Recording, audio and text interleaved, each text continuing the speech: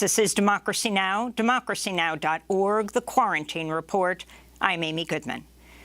The two white men who were caught on film shooting and killing Ahmaud Arbery, an unarmed 25-year-old African-American man in February, were arrested and charged with murder 2 days after the video was shared with the public, sparking widespread outrage. Retired police officer Gregory McMichael and his son Travis were both charged with murder and aggravated assault and booked in Glenn County, Georgia, where the killing took place more than 2 months ago. Their arrests follow days of protest over the details of the case and the fact that the two men walked free 4 months after slaying Arbery.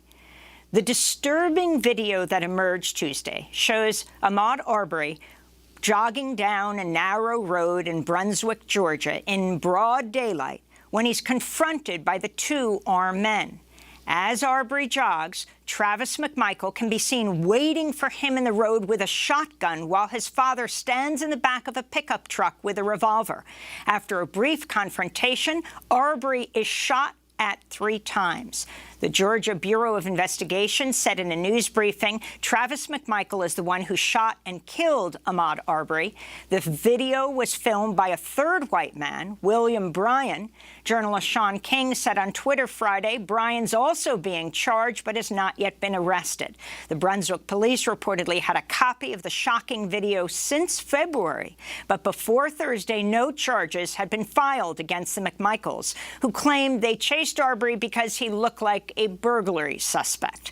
Gregory McMichael is a former officer with the Glenn County Police Department who also worked as an investigator in the district attorney's office there. This is Ahmaud Arbery's mother, Wanda Cooper, in an exclusive interview last week with activist and journalist Sean King for his new podcast, The Breakdown. He was killed, and he was killed in the street after he was chased down and cut off by 2 vehicles. And nobody went to jail. Right. Nobody went to jail behind it. You know, they were able to go home, and my baby was placed in a body bag. You know, that's not fair. Today would have been Ahmaud Arbery's 26th birthday. The local NAACP chapter will protest outside the Brunswick courthouse in Georgia today under the hashtag #RunWithMaud. People are pledging to run 2.23 miles today to mark the day Ahmaud Arbery was killed, February 23rd, and send pictures. We're joined now by Benjamin Crump, civil rights attorney representing the family of Ahmaud Arbery. He's the author of Open Season, Legalized Genocide of Colored People. Welcome back to Democracy Now!, Ben Crump. Can you explain what exactly happened? We are seeing this video for the first time this week, but Ahmaud was murdered on February 23rd. What happened? Well, Amy, it is clear from the video that this murderous duo, this father and son, the McMichaels, profiled Ahmaud Arbery, we believe, because the basis of his race. They claim that, like with Trayvon Martin, that he was burglarizing a home or he had committed a burglary, yet there's no burglary mask, there's no burglary tools, there's no burglary bag. I mean, he has a T-shirt and shorts on, but yet they claim that's the reason they stopped him. And when you look at the video, it harkens back to yesteryears, things we thought we had overcome in America. I mean, it looks like it's a lynch mob chasing a young black man, and when they kill him, there is no accountability. They go home and sleep in their beds at night, and it takes 74 days before there's an arrest. And the arrest was not because the police or the law enforcement individuals saw the video, because they had it on day 1 in February. It's because we saw the video, Amy. That's why we got an arrest finally after all these days, even though these men chased him with a shotgun and a .357 Magnum, and they executed Ahmaud Arbery in broad daylight. I mean, this is just an astounding story. Ahmaud, as he was known, his nickname, was a well-known jogger in the community, ran almost every day. And can you then explain, this was a Sunday afternoon in broad daylight, and then take us on that journey as you understand it at this point. Not only are we following Ahmaud jogging in the middle of the road, coming upon this pickup truck with the retired white police officer in the back. You wouldn't know he's a police officer, of course, and his son holding the shotgun next to it. But the question of the man who is following Arbery filming this. Yes, William Bryan, who we believe is an accomplice to this murder, he should be charged with aiding and abetting the McMichaels in their execution of Ahmaud Arbery. And it's just unbelievable, Amy, that they would want to film this. And, you know, it shocks the conscience. You just can't believe it, but it's real in 2020. We're not talking about 1920. We're talking about in 2020. They can do this. There could be ocular proof on that video, but yet the law enforcement officials who came out to investigate this matter, let them leave and go home and sleep in their beds at night. That's why it's so outrageous to us people in communities of color, because we know if the shoe was on the other foot and it was Ahmaud and his father Marcus in that pickup truck, and they had a shotgun and a .357 Magnum, and they chased Greg McMichael's son in broad daylight and end up killing him, they know they would have been arrested from day one, and they know they would not have been given a bond. Nobody would have had to justify anything. So why the two justice systems in America, one for Black America and one for white America? We're the United States of America, and even though us Black people understand the Constitution wasn't written for us, as my hero Thurgood Marshall said, we're going to make the Constitution ours anyway, because we are Americans. I want to go to a piece that talks about shortly after the shooting, the prosecutor for the Brunswick Judicial Circuit, Jackie Johnson, recused herself because Gregory McMichael had worked in her office. The case was then sent to George Barnhill, the district attorney in Waycross, Georgia, who later recused himself from the case after Mr. Arbery's mother argued that he had a conflict because his son also works for the Brunswick district attorney. But before he relinquished the case, Barnhill wrote a letter to the Glynn County Police Department. In the letter, which was obtained by the Times, he argued there was not sufficient probable cause to arrest Arbery's pursuers. This is an astounding story. Explain the conflicts here. Again, McMichael, a retired police officer, an investigator. Yes, ma'am, Amy. He was a police officer and an investigator for the district attorney's office and had worked for them for over 30 years. So we are very distrustful of any legal or law enforcement agencies in that southeastern part of Georgia, because we feel they all know the McMichaels, and they are going to be biased in favor of the McMichaels because of those relationships. And even the current prosecutor, we don't have trust for him because he has revealed his perspective. He had that video.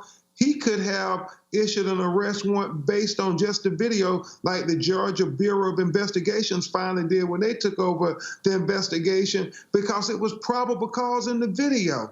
You didn't have to do, I mean, it's probable cause. Black people are arrested on far less in America every day, but they actually had a video and they still said there was not enough evidence just to arrest them. And that's why we want a special prosecutor appointed, and we want to make sure that if these are individuals who currently work at the law enforcement agencies there in and around Brunswick, Georgia, who failed to arrest them either because of incompetence or intentional, they should not have anything at all to do with the prosecution of this case. Ben Crump, what forced the release of this video this week? I mean, and it comes at the same time that Georgia has lifted its lockdown, so there was immediate protest. I mean, it's clear it's the protesters and the outcry across the country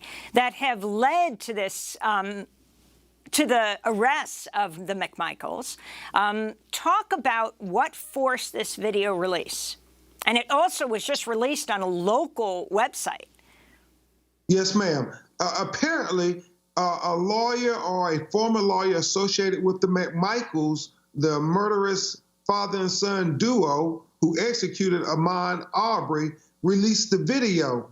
And apparently he said he released it because he felt that it would somehow exonerate these killers. And it makes no sense to me. It's asinine how they feel this hunting party, this hunting posse chasing this unarmed young African-American throughout that community was something that would exonerate them. Amy, they teach us in first-year law school about malice aforethought. That is, you know, what is in the mind of the killer. And we believe when they got in that truck with all that firepower going to confront this young black man, that they had evil intent, that you can look at their intentions and conclude that they should be held liable for murder, because we know, again, if the shoe was on the other foot and it was two African-American men who got in their trucks with this kind of firepower and killed an unarmed young white man in broad daylight, that they would be charged and convicted with murder day one. So you have, at the time of this broadcast, in a little bit, the Georgia Department of Investigation is going to hold a news conference. Then a major protest is going to be held. If you can explain what the Georgia Department of Investigation had to say. Now, the Georgia governor says there will be justice. And also, you represented Trayvon Martin's family. Trayvon Martin would have been the same age of Ahmaud if he had lived and not been killed by George Zimmerman. And again, today is Ahmaud's 26th birthday. So if you can talk about what this means, that the Georgia Department of Investigation is involved, and your comparisons. Certainly. The similarities between Trayvon Martin and Ahmaud Arbery are eerie.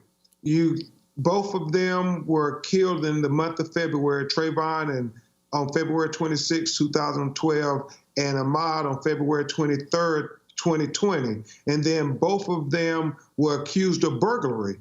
You know, Trayvon in the gated community, and then Ahmaud in the Santina Shores community. And then both of the killers who were armed claimed that they had to kill these young unarmed black men because they were in fear of their lives. And then both of the killers, after they killed these two unarmed young black men, Trayvon and Ahmaud, they both got to go home and sleep in their beds at night. And then you had the prosecutors in Sanford, Florida, with Trayvon have an alleged conflict of interest. And then you had the prosecutors in Brunswick, Georgia, have an alleged conflict of interest.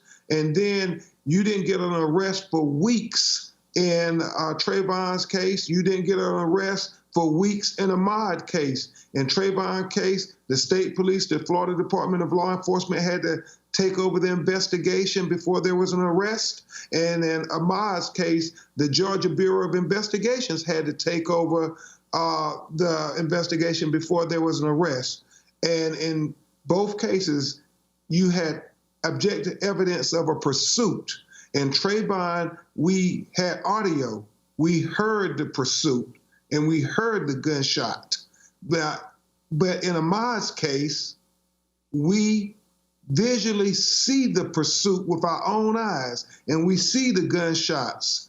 And so it's so eerily similar.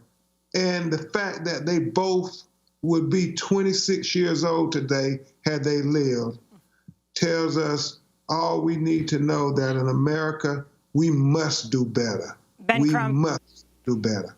What happens next as we wrap up?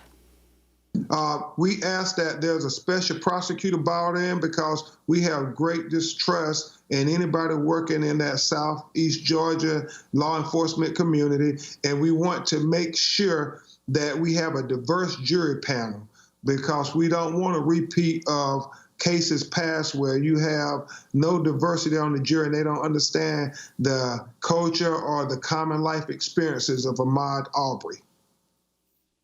We want to thank you so much, Ben Crump, for joining us, civil rights attorney representing the family of Ahmaud Arbery, the author of Open Season, Legalized Genocide of Colored People.